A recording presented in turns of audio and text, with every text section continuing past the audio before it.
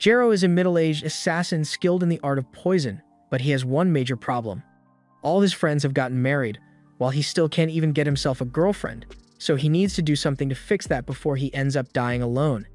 On one of Jiro's missions, he is there to take out a Yakuza president, and the president in question is currently speedrunning lung cancer while sitting on several nearly naked men as furniture, which seems pretty gay if you ask me. This is a celebration to commemorate their group's most recent success, so the president orders wine for everyone there. But first, to make sure it isn't poisoned, he orders his most trusted poison taster to try the wine. The taster takes a swig, and after confirming that the wine has no negative effects, the president takes a sip. However, moments later, the president spits out a mouthful of blood because the wine was indeed poisoned, and the one responsible for it was Jiro. He had slipped the poison into the president's wine while disguised as a waiter, and his job was done. He slipped out into the crowd as though nothing had happened. This is all in a day's work for him, but on the way back, he notices a pretty girl flirting with a dude in a car, and he's honestly a little jealous. So much so that he gets distracted and walks right into a lamp pole. A little while later, he finally returns to base, and there, he debriefs his sister on how the mission went. She is glad to hear that it was a success, but she can't help but wonder how he managed to slip that poison into the president's glass without the poison taster finding it. He explains that he didn't slip it past the taster at all, he just thought ahead and made the taster immune to that particular poison. Over the past 3 months, he had been adding tiny amounts of the poison to the taster's food since he was a lot easier to get to than the boss. Once his body had built up sufficient resistance to the toxin, he wouldn't be able to tell if the wine was poisoned or not, giving the president the go-ahead to drink the tainted wine. His sister is impressed that he could think of such an ingenious plan, but she's surprised he went through with it since it sounds like it was a massive pain in the butt. He agrees that it was annoying to have to do, but it was the best option because no one would expect an assassin to pull off such a convoluted scheme. His sister is glad he managed to come out of it all in one piece, but she actually has something else she wanted to discuss, so she asks Jiro if he has put any thought into getting married yet. Jiro spits up his snack when he hears her mention marriage because it's a bit of a sore topic for him. After all, there's no way someone like him could ever hold down a normal relationship, especially not in his line of work. His sister asks him to reconsider, but Jiro says there's nothing to think about because their grandma already wants to make one of them the new head of the Poison Clan, and when he tried to turn her down because he's single, his grandma matched him up with a total stranger from a branch family and nearly forced him to get married right then. He was able to get out of it, but that's why he isn't in a rush to get married anytime soon, and he is perfectly content with the lineage of the Poison Clan ending with him as the last Poison Master. Later that night, Jiro goes out to meet with one of his old friends, the Bug Master, and the two sit down to have a drink together. The Bug Master mentions that he heard that the Needle Master has 3 kids now, and Jiro is happy for the Needle Master, but he's never going to be able to share that experience since he's going to spend the rest of his life single, but at least he's still got the Bug Master with him so they can be single together. However, the Bug Master actually has something he has been meaning to tell Jiro. He informs Jiro that he is actually thinking of getting married soon, and hearing that catches Jiro off guard. The Bug Master then goes on to explain that he recently met a nice girl, and she accepts him for who he is, so he really feels like he could spend the rest of his life with her. Jiro can't believe the guy whose specialty is bugs managed to get a nice partner before him, but all the same, he's happy for his friend and congratulates him. The Bug Master assures Jiro that him getting married isn't going to change the fact that they are best friends, and Jiro is glad to hear that. But he'd be lying if he said he wasn't at least a little jealous because he can't even begin to imagine himself finding the perfect wife.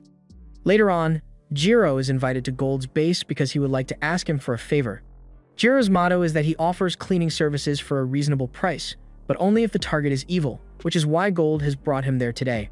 As a bonus, he offers to let Garo have some fun with his secretaries before he gets to work, but Garo turns him down because there's no way he could do something like that. He says he just wants to get this over with as soon as possible, so Gold goes ahead and introduces Jiro to the target, Mei Kinosaki, a marriage con artist who has been swindling Gold's men out of their hard-earned money by tricking them into falling in love with her.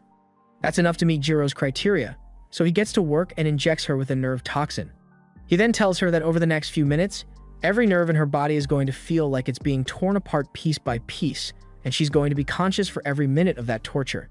Mei doesn't react to Jiro's statement, and instead nervously tells him that he reminds her of her first love, but Jiro can tell that she's just trying to worm her way out of this by flirting with him, just like she did with the others.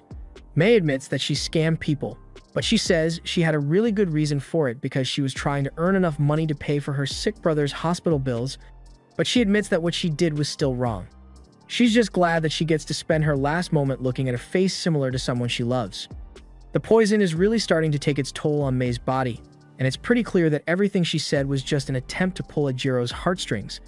But if you're wondering if he's really gullible enough to fall for someone who is literally confirmed to be a love con artist, yes he is.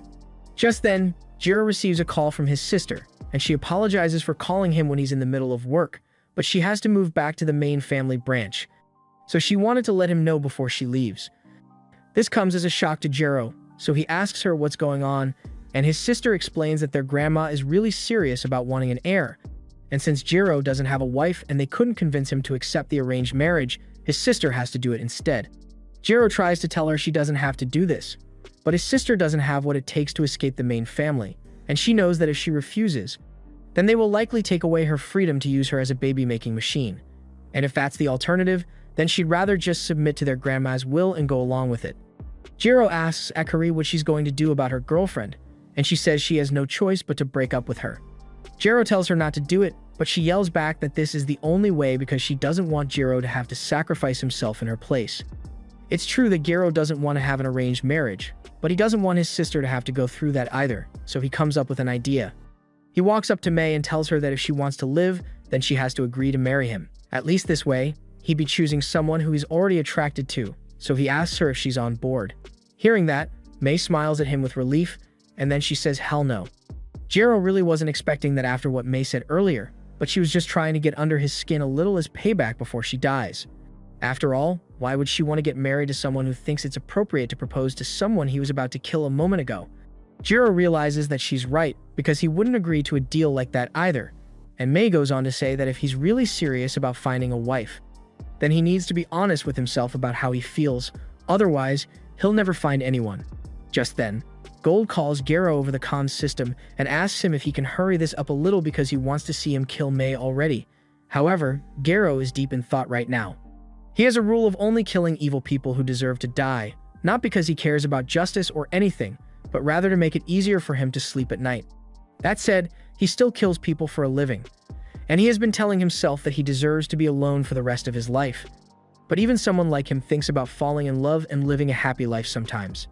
It's all he has been thinking about lately, but he knows he'll never meet someone like that because he's got no social skills. He never went to regular school, never made friends, and as a poison master, he barely ever meets new people unless they are assassins just like him. Mei tells him that he just needs to put himself out there and meet all sorts of people, because eventually, someone is bound to like him, though it will probably take a lot of effort on his part. But that aside, she tells him to hurry up and kill her. After all, she deserves it after what she caused her brother to go through. Just then, Gold and his crew show up in the chamber, and he tells Jiro to get on with it because he has already gotten more than enough dating advice from Mei. However, Jiro flatly says no because he needs Mei alive. He's not going to ask her to marry him, but he believes that only someone with matchmaking skills like her would be able to help him find a partner, so he offers to hire her to help him find a wife. Mei wasn't expecting Jiro to say that, and this is by far the strangest job she has ever been offered, but she's happy to agree to it. Just then, Gold and his crew all raise their guns, and Gold tells Jiro that he's not going to make it out of here after betraying him like this. Jiro doesn't count this as a betrayal, because his rule is that he only kills human scum, and Mei doesn't seem bad enough to deserve death. But Gold, on the other hand, is a different story. His organization makes money by taking jobs from ordinary people and then using the information gathered on those people to blackmail them and extort money. There's no telling how many lives his business has ruined, and that sounds pretty scummy to him, so it looks like he's got a new target.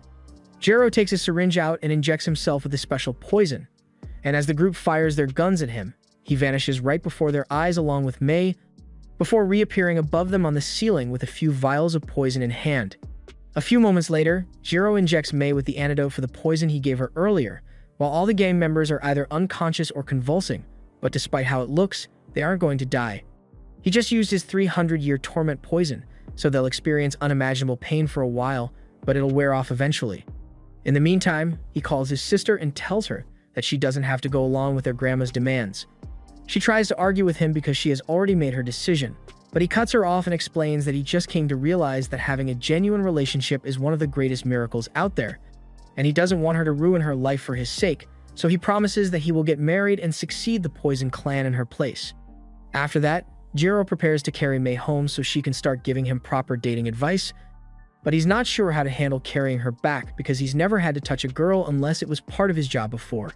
To that, Mei tells him there's no need to worry because she's actually a guy, and Jiro can't believe what he just heard. Mei has been a guy all along, and the only reason he was dressed as a girl is because his last con target was a man, so he needed to make it work somehow. Though he usually goes after female scam targets, so this was a rare occasion. That aside, he wants to get right to work helping Jiro, so he signs him up for a matchmaking event later that day, and he has a foolproof plan to help Jiro make some progress. Mei goes to the event dressed as a girl and charms all the men present to reduce Jiro's competition, and while he's doing that, it'll be up to Jiro to make his move. Jiro sits down across from one of the ladies at the event, and after she introduces herself, Jiro prepares to play his trump card. He tells her he makes over 100 million a year. That didn't go very well for him since the girl ignored him after that, and Mei yells at him, asking why he'd do something so crass. But Jiro really thought it was going to work. He read on a blog that women like men who make a lot of money, but while that may be true to some extent, Mei tells him he shouldn't be starting conversations like that because it makes him seem like a total jerk. He advises Jiro to at least look into the girl's eyes and smile before saying anything, and Jiro takes the advice to heart, but unfortunately, he looks really creepy when he smiles. The matchmaking event was a total bust, but Mei tells Jiro not to give up yet because the next plan is to use dating apps. Later that day, Mei manages to get a match for Jiro, and the date is at a local coffee shop. But Jiro is having a hard time because the girl ordered desserts for both of them. And all his Poison Master training makes it really difficult for him to eat something that he didn't make himself. And as you'd expect, the girl got weirded out by his behavior and left midway through the date. After a few more failed attempts, Mei says goodbye to Jiro for today and tells him they'll meet back up tomorrow to continue. However, just as she turns the corner, a car comes speeding down the street, and a man leans out and grabs Mei. The man is the older brother of Gold, and he demands to know what Mei did to him. Because before, Gold always used to talk about conquering the criminal underworld, but now he says he wants to just move back to his hometown and start a quiet cleaning company because crime isn't worth it. He knows Mei must have had something to do with it, so he's going to torture him until he finds out what happened. However, just then, the group notices a man standing in the middle of the street ahead of them, and it's Jiro. They try to run him over, but Jiro leaps over the car, and at the same time, he pours a highly corrosive cleaning agent he made down the middle of the car, splitting it in two. He then runs up to it from behind. And just before the car goes over the bridge, he grabs Mei and jumps away to safety. And as for Gold's brother, after what just happened, the only thought going through his mind is, you know what, maybe being a criminal isn't worth it after all. The next day, Kinosaki tells Jiro to meet him at an art gallery, and he doesn't understand why at first, but Kinosaki explains that even if he were to get a date with a girl, he'd mess it up in no time, so this is a practice date so that he can work on his mannerisms. As the day goes on, Jiro and Kinosaki go around the gallery together, and Kinosaki is acting natural, but Jiro is really stiff with his responses, so Kinosaki tells him to just loosen up a little because this isn't an interview. However, Jiro doesn't know how to loosen up, so he runs off and starts searching through the internet for pickup lines, but Kinosaki tells him he should just speak normally, which is a lot easier said than done for him. While they continue walking through the gallery, Jiro eventually notices a DIY candy kit on display, and this isn't just any candy kit either, this is the first one that was ever made 40 years ago. Jiro is really into candy kits, and even though this one is a collector's item that could easily cost 30 million, he'd be willing to pay 5 times that to get his hands on it. Kinosaki can't believe a candy kit could be so expensive, but seeing Jiro get excited about something is a nice change from his usual awkward self. And now that he has had a chance to break the tension by talking about something familiar to him, he's a lot more laid back and can actually make jokes about the art instead of awkwardly spouting pickup lines, so that's a step in the right direction. Jiro is grateful that Kinosaki is giving him a date rehearsal, but he's still not sure how a guy like him is supposed to find his charm, but just as he says this, Kinosaki points his attention toward a guy sitting on the first floor of the gallery. At first glance, the dude looks like an absolute weirdo, crouched down by an exhibit and muttering to himself, but he actually has a loving wife and adoring fans who flock to him the second they realize who he is. That's because he is one of the most famous artists of this generation, and the same rule applies to other talents, because people are inclined to like those who are skilled at something they enjoy or need. It may seem shallow to say you like someone for what they can do, but that is also part of your charm, the same as your looks or your personality, so he needs to take advantage of everything he has. Jiro understands what he's saying, but he doesn't think he has any talents that could be used as part of his charm. However, Kinosaki tells him that he does. After all, he was able to take out an entire room of bad guys all on his own with his poison master skills, and there's no way something as amazing as that won't be considered charming. Kinosaki asks him to lean in close and tells him all he needs to do is start helping people. But having someone whisper in his ear is a new experience, so Jiro is startled and jumps back in shock. Kinosaki goes on to explain that if he does stuff like protect high-profile clients and rescue hostages, preferably with ladies around to witness it, before he knows it, at least one person is going to fall for him. And it shouldn't be too hard for him since he already accepts pretty much any job out there as long as it's not outright evil. Jiro doesn't really think this is going to work because he's a poison master who assassinates people, but Kinosaki reminds him that there are no rules, stating that Jiro can't save people too. Even so, Jiro says it would feel like he was taking advantage of the girl if he acted like himself, just to get her to like him. But Kinosaki says it doesn't really matter how you meet someone, whether you bump into them naturally or stalk them for 3 months beforehand. As long as the two of you genuinely like each other, it will work out. Take Shiratori for example. He has a lot of young girls fawning over him because of his work, but he still chooses his wife above all else. So he grabs her hand and starts running out of the gallery to get away from the crowd. It's a touching display of how much they both care for each other. But Kinosaki was actually hoping to get an autograph from Shiratori as well, so he chases after him. Later that night at the cruise gallery, one of the paintings has been stolen, and this looks like the work of none other than the famous art thief, Himekawa. The guard is furious because the captain of the ship put a lot of effort into gathering these art pieces in many not-so-legal ways, and he won't stand for anyone stealing from the collection that he rightfully stole. They begin searching for any signs of a getaway boat nearby, but they haven't found anything on the radar, so they assume she must still be on the ship somewhere. However, Himekawa has already made her escape via a shark, and she's heading straight for land as they speak. Meanwhile, the captain is informed that one of his paintings has been stolen, but he doesn't seem too bothered by it because he thinks it's a small price to pay to finally get rid of an annoying pest.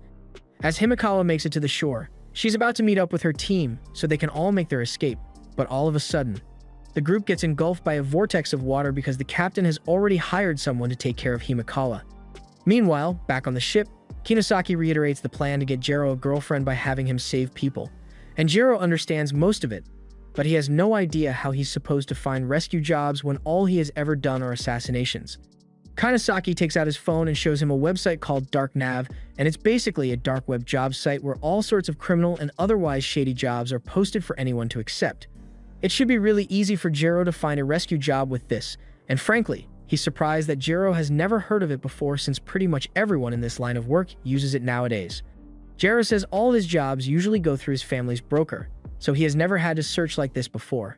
Jiro takes a look at the job board, but he's not very impressed by what he sees since pretty much all the jobs there are either scam or smuggling related.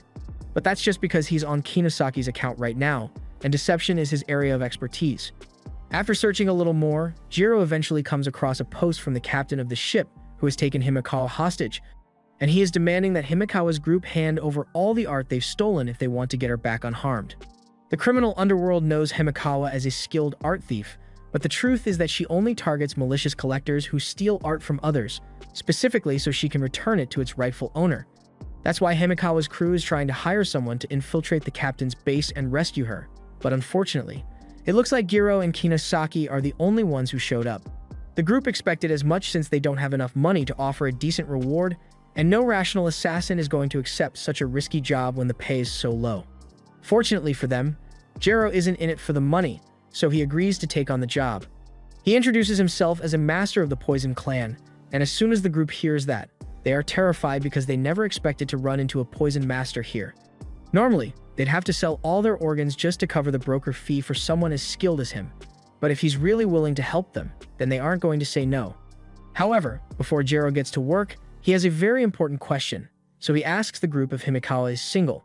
Meanwhile, Himekawa is currently being held in the captain's private quarters, and the captain is talking about how beautiful he thinks she is, so he says he will spare her life if she agrees to become a part of his collection, but Himekawa flat out refuses.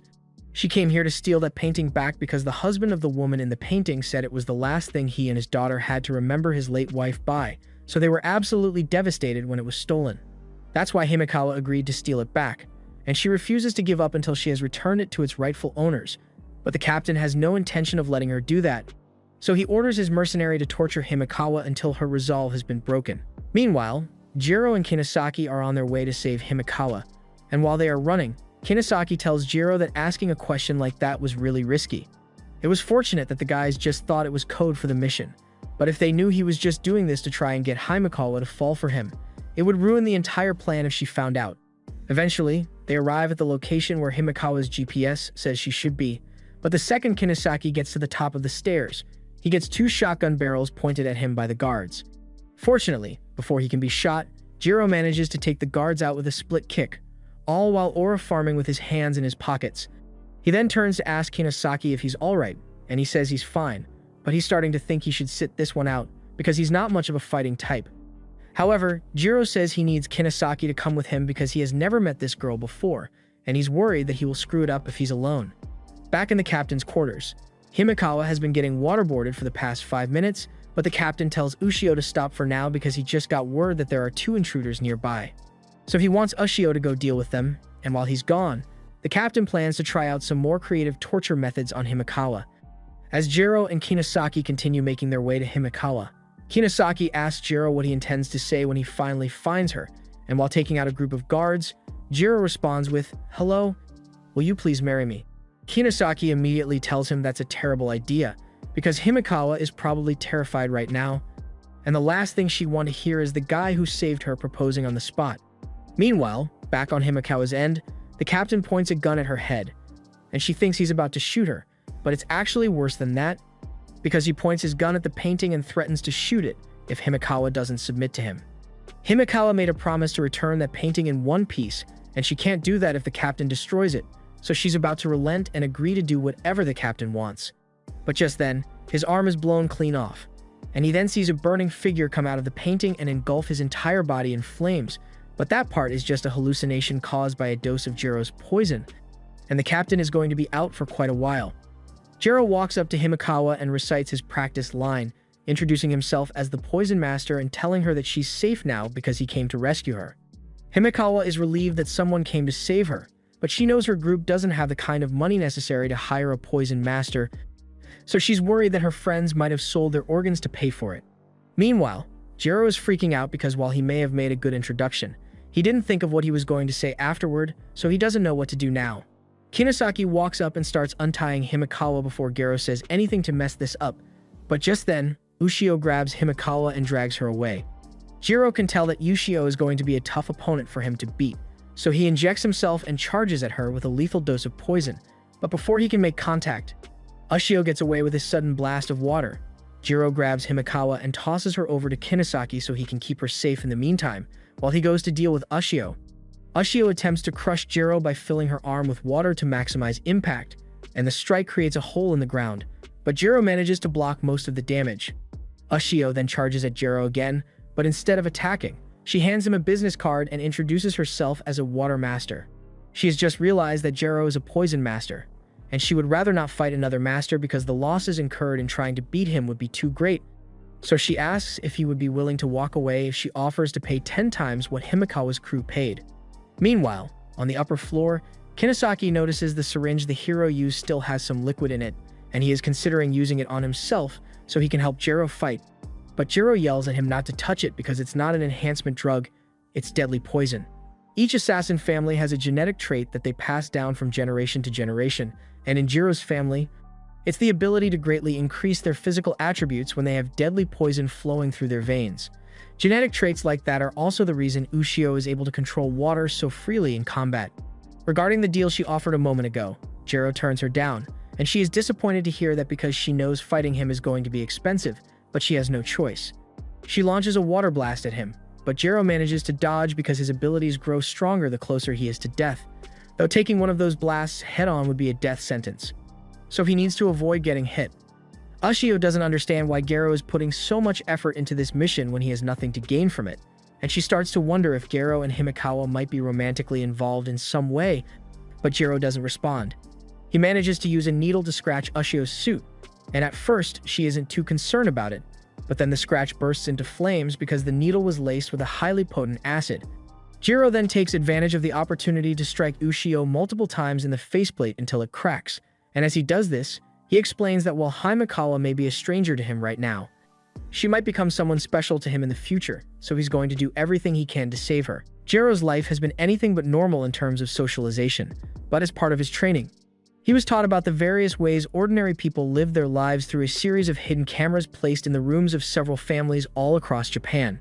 This massive invasion of privacy was done so he would understand that ordinary people live meaningless, trivial lives devoid of any higher purpose, so he wouldn't hesitate when it came time to kill them. However, that trivial life of sitting down for breakfast with a family that cares about you is exactly what Jiro wants, and he will do anything to get it, even if it's the death of him. Ushio laughs in Jiro's face and tells him that if the future head of the Poison Clan is saying something so idiotic, then the clan is never going to last. And to ensure Jiro's defeat, Ushio decides to use her trump card, her modified Bloodline Plus, Hell's Lashes. It allows her to create a huge torrent of water that acts as razor-sharp whips, and a single lash from one of these is enough to rip through flesh and bone, so Jiro is once again on the back foot of the fight. Just to tick Jiro off, she intentionally targets Himekawa and Kinosaki mid-fight, causing Kinosaki to suffer a slash on his back when he pushes Himekawa out of the way. Ushio then sarcastically apologizes to Jiro for hurting an innocent bystander and says she will be sure to compensate him for the damages, but that's only if he can survive. Meanwhile, up top, Himekawa rushes over to check on Kinosaki, and seeing the state he's in, she asks why he and Jiro are going to such great lengths for her sake. Kinosaki tells her that for one, it is their job to save her, but to Jiro, this is much more important than she could ever imagine, which is why he is trying so hard to keep her safe. Himekawa asks why Jiro would go so far for her, but Kinosaki doesn't answer that question and instead tells Himekawa to get out of here while she still has the chance because Ushio might target her again if she gets the chance. However, Himekawa refuses to abandon the people who came to save her life, so she asks Kinosaki if there's anything she can do to help, and just then, the two of them happen to notice Jiro's remaining poison in the needle. Jiro gets stronger the more poison there is in his system, so normally, he'd be able to win this fight easily by simply injecting himself with more, but the entire supply of needles he keeps on him was crushed when Ushio slammed him through the ground. With the limited amount he already injected himself with, he's not fast enough to get close to Ushio without getting slashed to pieces. He still has his own modified Bloodline trump card, but from a young age, he was taught that he should be very careful about using his modified Bloodline in battle because a trump card only works when no one knows what it does other than you. For that reason, he was told that if he was ever in a fight against another master, and he is forced to use his trump card, then he needs to kill that master no matter what. Ushio was likely taught the same thing, so she is definitely going to kill Jiro the second she gets the chance, and that doesn't leave him with many options other than to activate his own trump card. But fortunately for Jiro, just then, Himekawa jumped down from the upper floor and landed right on top of him with a special package. Jiro immediately starts freaking out because he has never been in such close contact with a girl before, so he asks her what she's doing. And Himekawa explains that she couldn't just throw this down because Ushio would have destroyed it the second she realized what it was. Jiro still doesn't understand why she chose to come back when she's Ushio's target, but while Himekawa does appreciate Jiro trying to save her, she's not the type to just stand idly by while someone else risks their life for her sake. As expected, Ushio immediately grabs Himekawa and mocks her for doing something as dumb as coming back when she can't fight, but what she failed to realize was that Himekawa was just a distraction to buy Jiro enough time to use his remaining poison. Ushio panics the second she sees the syringe in Jiro's hand and orders him to drop it if he doesn't want her to pop Himekawa's head right now. But Jiro has already completely emptied the syringe, and now that he has a full dose of poison in his system, he is much faster than he was before. So fast, in fact, that he easily perception blitzes Ushio, and before she knows it, he has already stabbed her neck with a tiny dose of that same poison. For him, it works as an enhancer, but for someone without poison resistance like Ushio, it causes her body and organs to go into immediate shutdown, so she loses control of her powers and her suit explodes shortly thereafter. After that, Jiro picks the now unconscious Himekawa up to carry her to safety, but he then realizes that his hand is touching her chest, so he starts freaking out again and asks Kinosaki what he should do. Meanwhile, Ushio is currently in the middle of a torturous hallucination, where she feels like her body is actively being burnt to ash, but eventually, Jiro administers an antidote to snap her out of it. Not only that, he recalls reading that the Water Clan bloodline has a hereditary condition where they are allergic to regular air, which is why they wear suits like these and cover most of their body in water all the time. So since he broke her suit, Jiro made her a cream to help manage her allergic reactions until she can get a new suit made. Ushio doesn't understand why Jiro would do all this and asks if this is his way of showing pity, but Jiro says he is simply putting her in her place. Because now that he has beaten her and treated her, she will know better than to mess with him later. After all, it wouldn't be worth the investment, and Yushio has nothing to say to that. Next, Jiro turns to deal with the captain, and the captain is absolutely terrified because he doesn't want to suffer another dose of torturous poison, so he apologizes and says he will never do it again. And Kinosaki tells him that his legally acquired art collection is fine the way it is, so he should just stick to that and stop stealing art from innocent people. Otherwise, there will be severe consequences. Ushio can't believe Jiro really intends to let the captain go with the equivalent of a slap on the wrist instead of killing him after everything that has happened. But Jiro explains that if the captain ever does go back to stealing art, then he's going to be hit with Jiro's 1,000-year torment poison, and that is arguably a fate worse than death, so he should be smart enough to stay out of trouble. He asks Himekawa if she's okay with it, and she says there's no problem because she doesn't intend to let herself get caught ever again. And on that note, she asks Jiro and Kinosaki if they'd like a ride back to the mainland. They both agree, but they later find out that the ride Himekawa was talking about was her pet shark, and being forced to hang onto a shark's fin for dear life in the middle of the ocean isn't very fun. Sometime later, Himekawa manages to successfully return the painting to its rightful owners, and the little girl is overjoyed to have her mother's painting back. The rest of Himekawa's team is also extremely happy to see the painting reunited with its rightful owners, but while they are all cheering, Jiro stands off to the side because he'd rather not draw too much attention to himself. Aja puts the painting back up in its spot, and her father explains that his wife passed away in a traffic accident a few years after Aja was born, so this is all they have left of her. They could have sold the painting to earn enough money to live in a nicer house and live a carefree life, but to them, it holds too much sentimental value for them to just give it up. Just then, Himekawa calls Jiro by name and tells him to get on camera because Aja would like to thank him personally. Jiro tries to turn her down since he thinks it would be awkward, but Kinosaki tells him to just go with it since he deserves a little praise after everything he's done. Jiro steps up and Aja tells him she's really grateful that he saved her mom's painting, and Himekawa also thanks him as well, because when she heard he was a master, she thought he was going to be one of those cold-hearted people who couldn't spare a second thought for people or things they view as beneath them, but she has realized that Jiro is different from the rest. And while everyone is thanking Jiro anyway, Kinosaki adds her gratitude as well because it's all thanks to Jiro agreeing to pay for her brother's medical bills that he's recovering so well. Jiro has never had this many people thank him all at once, and it's a little overwhelming. So he's about to step out to take a break, but before he does, Himekawa gets his attention and says she actually wants to talk about Jiro's reward before he leaves. Even if they all sold their organs, it wouldn't be enough to cover what Jiro did for them, and they don't have the money to pay him. So Himekawa offers to do anything he wants in order to repay him, and Jiro really wasn't prepared for that kind of offer. Kinosaki ends up setting Jiro up on a date with Himekawa under the guise of a celebration for the mission's success, and it's the perfect setup because after Jiro saved her, Himekawa's attraction towards him must be through the roof, so this is the perfect time for him to tell her how he feels. But unfortunately, Jiro can barely string 2 sentences together right now because he's so nervous about being out on a date. Kinosaki is watching from a distance, but this is exactly why Kinosaki gave him all those conversation lessons. One such lesson is that when you've got nothing to say, a good conversation starter is to compliment something she's wearing, and right now, Himekawa is wearing a bunch of interesting things Jiro could compliment, so this shouldn't be hard for him. Jiro remembers Kinosaki's lessons and zeroes in on the necklace Himekawa is wearing, but his compliments need a little work because the first thing he says is that the necklace looks old and worn out. That is a terrible way to start a conversation since it could offend Himekawa if the necklace is important to her. But fortunately, it was just a random trinket she got at a flea market, so she doesn't really mind. There are many ways he could continue the conversation from here, but Jiro can't think of a single thing to say, and most people would have gotten bored or tagged Jiro as a weirdo by now. But Himekawa is really laid back, so it doesn't really bother her. Jiro may be fine for now, but it's only a matter of time before he messes it up, so Kinosaki decides to give him a helping hand and connects to the monitor behind Himekawa to display helpful messages to Jiro. The manager of the restaurant comes over and tries to tell her to stop since the monitor isn't for customers to use, but Kinosaki puts on her puppy dog eyes, and the manager is instantly charmed. Meanwhile, Himekawa notices that Jiro hasn't eaten anything yet, so she asks him if something is wrong, and he explains that as a poison master, he was trained to never eat anything that he didn't personally make on his own, so he always ate alone, and now it's second nature to him. So it's hard to bring himself to take a bite of food at a restaurant. Himekawa kind of understands how Jiro feels since when she was growing up, she was alone most of the time as well. She grew up in an orphanage and was by herself most of the time. But one day, she was adopted by a really rich old man nearing the end of his life. Not because she was special or anything, and not because the old man had any ill intentions either.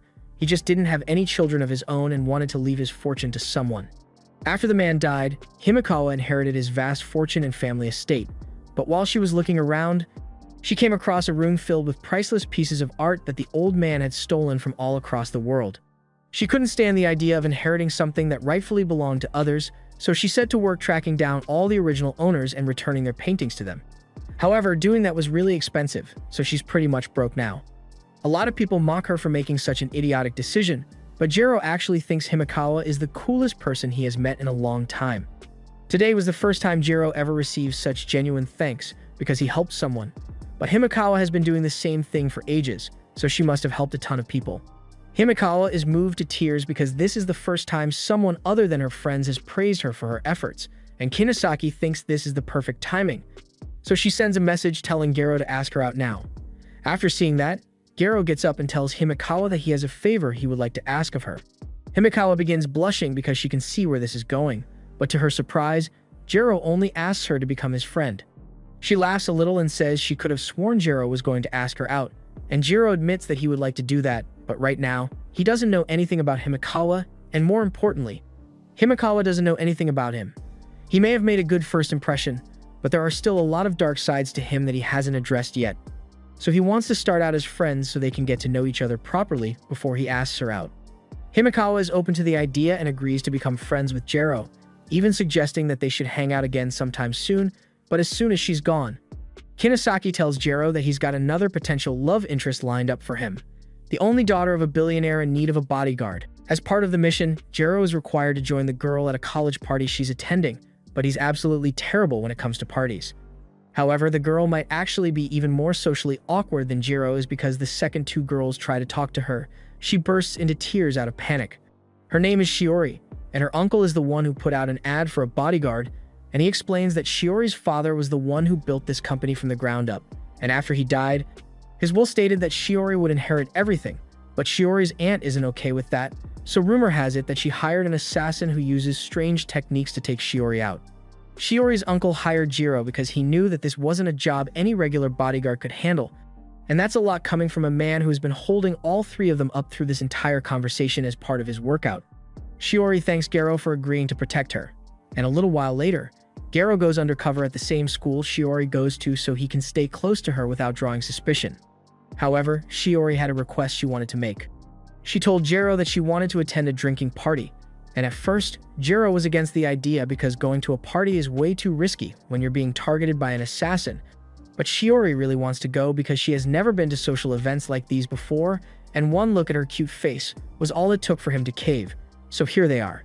Shiori gets up to introduce herself to all her new classmates, but after telling them her name, her mind goes completely blank because she has no idea what to say next. She starts going over everything she planned to talk about, but she can't bring herself to say another word, so she eventually just gives up and sits back down. The next person in line to introduce themselves is Gero, so he gets up and prepares to show off his social skills because he practiced specifically for this. He gets up and introduces himself to everyone, and immediately after, he takes 4 mugs of beer and chugs them on the spot before barfing them up as a giant gel worm. This was supposed to be a party trick to make him seem cool, but it just makes everyone else think he's a weirdo. Moving on, there's one more guy who hasn't introduced himself yet, so the host asks him to say a few words to everyone. But Naruko gets up and all he does is say his name and make a hand sign before sitting back down. He may seem a little weird, but he's hot, and he didn't pull a beer slinky out of his throat like Gero did, so all the girls immediately fall for him, and all the guys are starting to get jealous. Gero is amazed by how many ladies Naruko managed to attract when he didn't even do a party trick, and it looks like he is going to have to do some more research on this later. After the party is over, Gero, Shiori, and Kinosaki are walking back home, and Gero turns to talk to Shiori about something, but she gets startled because she's still a little on edge. Gero asks her why she forced herself to attend the party even though she wasn't prepared for it. He can understand her wanting to work on her social skills since she will be taking over the company soon, but there were probably much easier ways to accomplish that instead of going to a party. Hearing Gero say all that, Shiori begins crying again, but not out of sadness. She's just happy that Gero actually cares enough to worry about how she's feeling. She explains that she went to the party because she wanted to be part of the group in her class and get to know them a little since it was her father's last wish. Just before he died, he told Shiori he loved her and told her that she should try going to a party every now and then because life is a lot more fun when you let loose and say the things you want to say. Those were the last words he told her before he took his final breath, and Shiori would like to fulfill his wish, but no matter how hard she tries, she can't get herself to open up because she's worried that she might make people annoyed or angry or sad. Now that she thinks about it, she never even had a proper conversation with her dad, and she has no idea why he chose to make her his successor either. But that's precisely why she wants to improve herself to the point that she can laugh and talk without fear, and Jero can relate to that. But he does remind her that she is currently being hunted by an assassin, so she shouldn't be putting herself at risk so much. That said, if she is anywhere she wants to go, he's not going to stop her because it's his job to keep her safe, and that's what he's going to do. Meanwhile, up on a pole, we see Naruko spying on Gero and Shiori, and he reports to his boss that assassinating Shiori is going to be a lot harder than he thought because her bodyguard seems really skilled.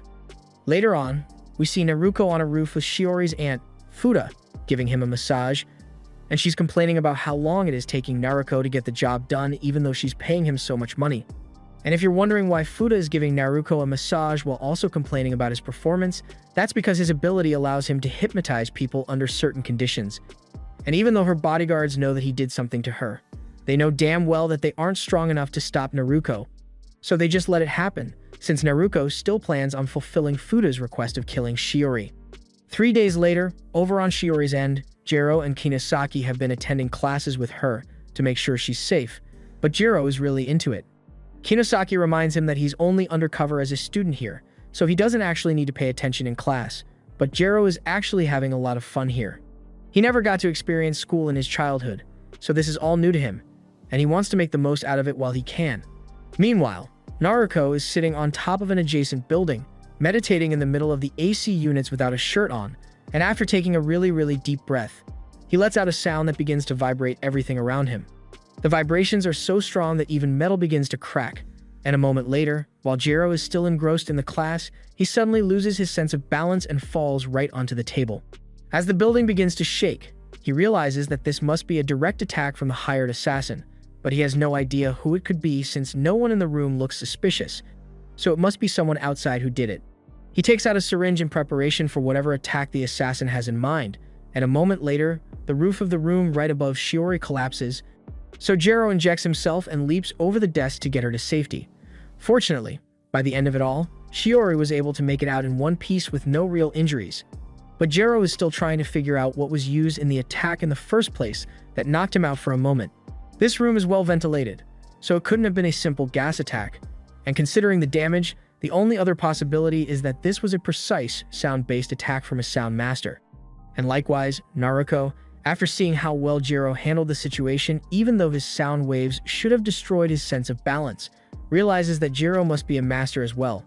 After getting Shiori out of the class, Jero sends a message to inform Mitsuhiko of what happened, and Kinosaki thinks that with the recent attack, it might be best for Shiori to cancel the upcoming camping trip she wanted to go on. But ultimately, the decision is up to Mitsuhiko, since he's the one who hired Jero. After getting home, Shiori asks her uncle if he thinks she should cancel the trip, but to her surprise, Mitsuhiko tells her that she can still go if she wants to. After all, there's no replacement for youthful experiences like these, and as long as Gero and Kinosaki are with her, then what's the worst that could happen? Shiori is really happy to hear that, so she gets packed to leave on the trip with the others, but as she walks out the front door, we get a look at Mitsuhiko's eyes, and it turns out that he was hypnotized by Naruko to trick Shiori into going on the trip to make her an easier target. Jero isn't really bothered by this trip since even if Shiori had stayed home, they wouldn't be able to guarantee her safety completely. The only way to make sure nothing happens to her is to deal with the threat directly, and that means taking out the Sound Master. But he has no idea who the Sound Master is or when he is going to strike, which makes things harder for him. On the bright side, he has managed to get a lot closer to Shiori, but he still freaks out when she falls asleep on his shoulder. Meanwhile, at the back of the bus, Naruko has all the girls in class hypnotized and fawning over him, and he has the biggest grin on his face because everything is going exactly as he planned. Once the group arrives at the camp, everyone begins chatting, and Jero gets to work handling all the cooking because Kinosaki told him that girls love a man who can cook. And sure enough, everyone really is impressed with Jero's skills, But while he's busy with the kebabs, Shiori tries to strike up a conversation by offering people some yakisoba she made, but no one is paying attention to her. Jiro is starting to feel bad for her, but Kinosaki reminds him that Shiori said she wanted to figure this stuff out on her own, so they should just leave her alone for a bit. Shiori starts trying to think of any possible way she could get people to pay attention to her, but she can't really come up with anything. So she decides to go with her backup plan and goes into her bag to pull out her cosplay outfit she packed specifically for emergencies like this. There's no way people will ignore her now, so while she's got their attention, she walks up to a table she set up earlier and begins performing a magic routine she practiced in advance, making her yakisoba appear out of thin air. And her classmates are now very interested in her food, so she tries to do it again, but this time she ends up messing up the trick, so the soba ends up falling on her head. On the bright side, it did get everyone to pay attention to her, so now her classmates at least know she exists. By the end of the day, Jiro and Kinosaki go up to Shiori and ask her where she learned such a cool magic trick, so she explains that her family's business deals in party apparel, so she just picked up a few tricks over the years. She's not good with words, but back at the drinking party, when she saw Jiro's party trick, she was really impressed, so she thought she'd give it a try as well, and she's glad it worked out, so she thanks Jiro for giving her the idea, and he gets all embarrassed because of it. Just then, the group leader speaks up and asks everyone if they have heard about the curse around here. Apparently, there used to be a village around these parts, and the villagers made offerings to their local deity right up until World War II. Basically, once every 2 years, whenever the crops failed, they would pick out the youngest child in the village and lock that child in the shrine over there where a monster would devour it. The villagers abandoned the custom after the war, but a bunch of natural disasters soon followed, and even though over 1,000 people used to live here, now it is completely deserted. And rumor has it that even now, the monster, Lord Chladni, is still waiting for his next offering. Shiori is absolutely terrified by this point, but the group leader just made the whole thing up as a scary story, so Jiro tells Shiori that she has nothing to worry about. Anyway, now that the group leader has sufficiently set the scary mood, he tells everyone that it's time for tonight's party's main event, the test of courage that runs through the village forest. And a bunch of the girls are hyped because they think this is a good opportunity to get close to Naruko, but now that they think about it, they haven't seen Naruko for a while now. As it turns out, while everyone else was busy enjoying the party, Naruko was busy setting up all sorts of traps out in the forest in preparation for his assassination plan, and once he is done, he smiles with satisfaction because nothing can stop him now.